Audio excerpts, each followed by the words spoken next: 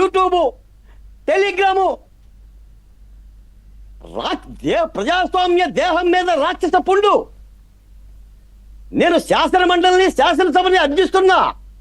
ఆ రెండు సభలో మహిళల మానాలను కాపాడండి, ప్రాణాలను కాపాడండి, చట్టాలు చేయండి.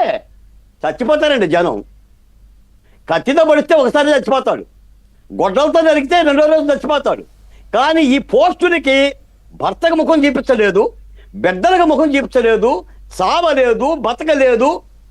ఏళ్ల తరబడి నిర్జీవంగా రక్త కణాలున్నా కూడా రక్తం మరిగేలా చచ్చిపోతారు. నేను రాజకీయ పార్టీ నాయకుల మీద పోస్టుల గురించి మీరు మాట్లాడుతున్నారు. నేను రాజధాని అమరావతి మహిళల మీద పెట్టిన పోస్టులు, లేదా మీలాంటి వాళ్ళ మీద పెట్టిన పోస్టులు, నాలాంటి వాళ్ళ మీద పెట్టిన పోస్టులు, సాధారణ మహిళల మీద పెట్టిన పోస్టులు, ఈ వ్యాధి గుమ్మాలు దాటి ఇళ్లలోకి వస్తే గౌరవ సభ అంటే ఈ రెండు చట్టసభలు మహిళల మాన ప్రాణాలను కాపాడటమే గౌరవ సభ. ఈ దిశగా అడుగులేయాలి, తోలు తీయాలి. ఆ ఎస్పీ గారు చెప్పిండు కదా, ఇదే కనుక అరబ్బీ దేశాలు అయితే చెట్టుకు కట్టేసి రహదారి పక్కన రాళ్ళు వేసి చంపుతారు. ఒకసారి చంపరు, రాళ్ళు వేసి అంటే ఎన్ని గంటలు వస్తాడు వాడు. తాలిబాన్లు అయితే ఉరి తీసి వేలాడదీస్తాడు.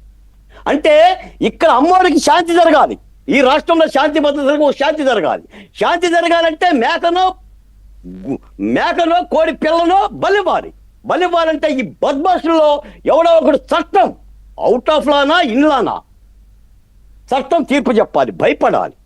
లేకపోతే ఈ హననం ఆగదు. ఇవి ఒక లోకేష్ గారు రాజకీయ నాయకుల మీద పెడితే వాళ్ళు ఎదుర్కోవచ్చు, కోర్టులు పోవచ్చు. ఇందాక మీరు ఒక మాట అన్నారు, మీరన్న ఆ పోల ఆయన తెలుగు భాషా సంఘం అధ్యక్షుడు, మహానుభావుడు. తెలుగు భాషా సంఘం అధ్యక్షుడు హైకోర్టుకి వెళ్ళి ఈ పోలా వీరబాబు విజయబాబు తెలుగు భాషా సంఘం అధ్యక్షుడు ఈ తెలుగు భాష మీద కోర్టుకు వెళ్ళాడు. మహానుభావుడు. అంటే వైసీపీకి అదేగా అధికార భాష, ఒక సమాచార శాఖ మళ్ళీ కమిషనర్, వైసీపీకి అదేగా అధికార భాష, అందుకనే దాని మీద వెళ్ళారు. ఉండాలి. నేను ఒక్క మాట అంటున్నానండి, అసలు పిల్లలు కాపరేట్ చేస్తున్నారు వెంకటకృష్ణ గారు ఇటువంటి వ్యక్తులతో. అది నాకు డౌట్ గానే ఉందండి. ఇలాంటి పోస్టులు పెట్టే వాళ్ళతో నేను ఆ పోస్టులు చదవండి సార్. చదవాలంటే అసలు సభ్య సమాజం యాక్సెప్ట్ చేయదు. ఏం పెడతారు వాయిదా తీర్మానం, ఏం చర్చిస్తారు చెప్పండి. ఇప్పుడు కర్రతో కొట్టారు రఘురామకృష్ణరాజు గారిని, లేదంటే అరెస్టులు చేశారు, వాహనాల్లో తిప్పారు, దేవినేని ఉమ, దూలిపాల నరేంద్ర, కొల్లు నరేంద్ర, అసలు ఎవరిని మిగిలిచ్చారు మీరు? అసలు ఈ హననం ఏంటి సార్? నేను చెప్తున్నాను, జగన్మోహన్ రెడ్డి గారి సోషల్ మీడియా వ్యాధిగ్రస్తుడండి. ఆయన ఆస్తులకు వ్యాధిగ్రస్తుడు, ఫ్యాక్సినిజానికి వ్యాధిగ్రస్తుడు, ఈ సోషల్ మీడియా వ్యాధిస్తుడు. నేను ఒక మాట, జగన్మోహన్ రెడ్డి గారు పోనీ మీ భార్య మరి భారతీ గారి మీద పెట్టిన పోస్టులు నువ్వు చదివావా? చెల్లెల పోస్ట్ ఎటు కూడా చదవవు, సునీతారెడ్డి పోస్ట్ చదవవు, భువనేశ్వర్ గారి చదవమాకండి, ఎందుకంటే మీ ప్రత్యర్థి కాబట్టి. పోనీ మీ చెల్లెలన్నా ప్రత్యక్షంగా ఆయనే అనిపించాడు కదా. కాబట్టి ఈ హననాన్ని ఎలా అరికట్టాలి? ఈ రోజున కూటమి ప్రభుత్వాన్ని వేడుకుంటున్నాం సార్. నేను ఆ లండన్ స్వాతి గారు ఫోన్ చేసి మాట్లాడితే కన్నీళ్ళు వచ్చినాయి వెంకటకృష్ణ గారు.